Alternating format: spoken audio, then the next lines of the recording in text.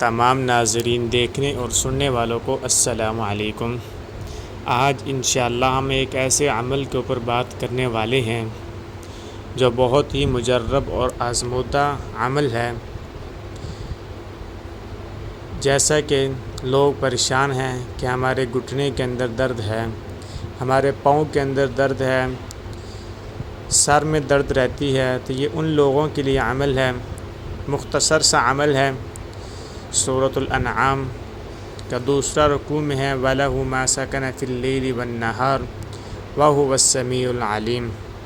یہ آیت ہے وَلَهُ مَا سَكَنَ فِي اللَّيْلِ وَالنَّهَارِ وَهُوَ السَّمِيعُ الْعَلِيمُ۔ اس آیت کے ذریعے آپ دم کریں گے انشاءاللہ جس جگہ پہ درد ہوگی، جون سے مرضی درد ہوگی، چاہے وہ سر میں درد ہے، پاؤں کے اندر درد ہے، پیٹ کے اندر درد ہے، کمر میں درد ہے، جہاں بھی درد ہوگی انشاءاللہ اس آیت کے پڑھنے سے اس آیت کے ذریعے آپ دم کریں گے، اس کو پانی پلائیں گے دم کے اوپر، تو انشاءاللہ اس کے ذریعے آپ کی وہ درد ختم ہو جائے گی، چاہے وہ سر میں درد ہے، چاہے وہ پیٹ میں درد ہے، کمر میں درد ہے، پاؤں میں درد ہے، جہاں بھی درد ہوگی۔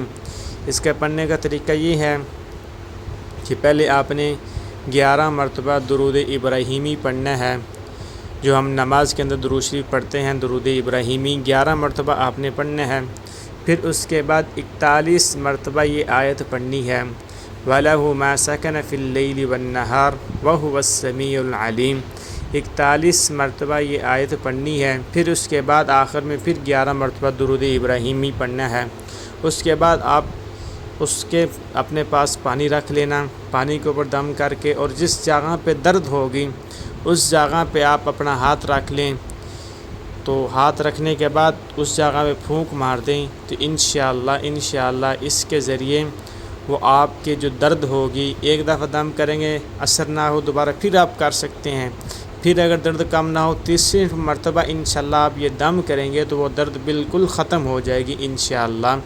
ثم انشاءاللہ پہلے 11 مرتبہ درود ابراہیمی پڑھنا ہے، پھر اس کے بعد 41 مرتبہ سورۃ الانعام کا دوسرے رکوع میں ہے وَلَهُ مَا سَكَنَ فِي اللَّيْلِ وَالنَّهَارِ وَهُوَ السَّمِيعُ الْعَلِيمُ۔